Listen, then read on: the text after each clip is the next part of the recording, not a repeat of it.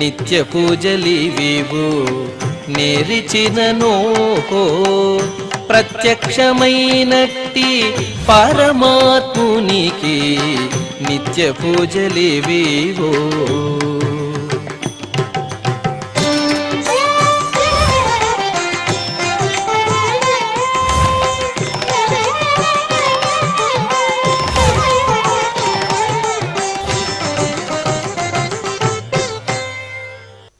ఓం నమో వెంకటేశాయ.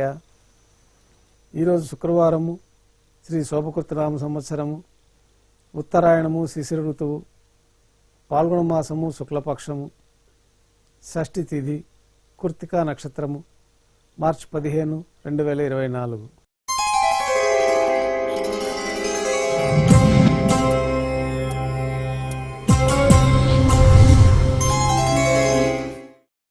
ఉభయ దేవేరులతో శ్రీ మలయప్ప స్వామివారు బంగారు తిరిచిపైన వేంచేసి మేళ తాళాలతోటి విమాన ప్రదక్షిణంగా సంపంగి ప్రాకారంలో కల కళ్యాణ మండపానికి చేరుకుంటారు.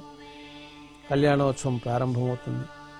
పుణ్యాహవచనము, అంకురార్పణ, రక్షాబంధనము, అగ్నిప్రతిష్ఠ, స్వామివారికి అమ్మవార్లకి నూతన పట్టు వస్త్రాల సమర్పణ, మహాసంకల్ప పఠనము, మాంగళ్యాలకి విశేషంగా అభిషేకము, ఆరాధన, శ్రీవారి తరఫున అమ్మవార్లకి మాంగళ్యాల సమర్పణ, శ్రీవారికి అమ్మవార్లకి కర్పూర నీరాజనము, విశేషమైన హోమాలతో పూర్ణాహుతి పూర్తయిన తర్వాత మాలా పరివర్తనం అనే కార్యక్రమాన్ని నిర్వహించి ఉభయ దేవేరుల్ని శ్రీవారి చెంతకు చేర్చి ఈ సందర్భంగా అక్షతారోపణ అనే వైదిక కార్యక్రమాన్ని నిర్వహించి కర్పూర నీరాజనము, నైవేద్యము, తిరిగి కర్పూర నీరాజనంతో కళ్యాణోత్సవం పూర్తవుతుంది.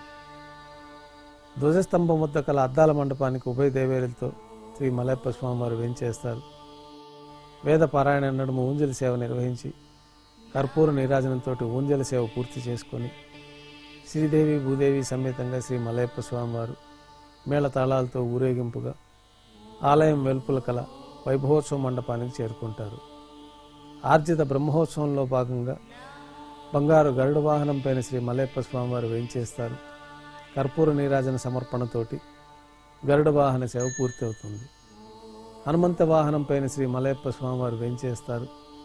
కర్పూర నీరాజన సమర్పణతోటి హనుమంత వాహన సేవ పూర్తి అవుతుంది. పెద్ద శేష వాహనం పైన శ్రీ మలయప్ప స్వామివారు వేంచేస్తారు. కర్పూర నీరాజనంతో పెద్ద శేష వాహన సేవ పూర్తి అవుతుంది. బంగారు తిరిచిపైన మలయప్ప స్వామివారు వేంచేసిన తర్వాత ఉభయ దేవేరులతో కలిపి శ్రీ మలయప్ప స్వామివారికి కర్పూర నీరాజన సమర్పణతోటి ఆర్జిత బ్రహ్మోత్సవం పూర్తి అవుతుంది. సాయం సంధ్య వేళలో 1000 దీపాలతో అలంకరించబడి ఉన్న సహస్ర దీపాలంకరణ సేవ మండపానికి ఉభయ దేవేరులతో శ్రీ మలయప్ప స్వామివారు చేరుకుంటారు.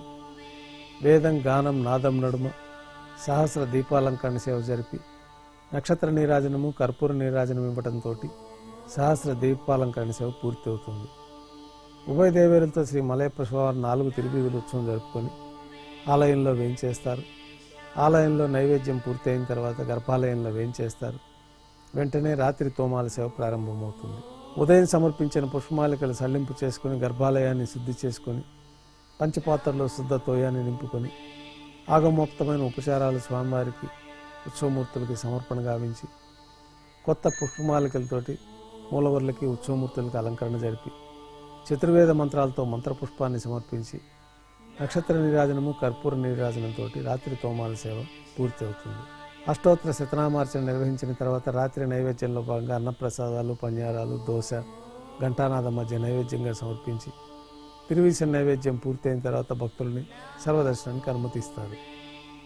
కొద్ది విరామం తర్వాత ఏకాంత సేవలో భాగంగా రాత్రి సమర్పించిన పుష్పమాలికలు సల్లింపు చేసుకొని గర్భాలయాన్ని శుద్ధి చేసుకొని బంగారు పంచపాత్రలోని బ్రహ్మ తిరువారాధన కోసమే విశేషంగా తీర్థాన్ని సమర్పించి ఏకాంత సేవలో భాగంగా కౌతుకమూర్తి అయినటువంటి శ్రీ భోగ శ్రీనివాసమూర్తి వారిని పట్టు పాన్పు పైన వేంచేపు చేసి ఏకాంత సేవలో భాగంగా దారోష్ణమైన గోక్షీరము, జీడిపప్పు, ద్రాక్ష, కలకండ కలిపిన మిశ్రమాన్ని స్వామివారికి నైవేద్యంగా సమర్పించి కర్పూర నీరాజనంతో ఏకాంత సేవ పూర్తి అవుతుంది.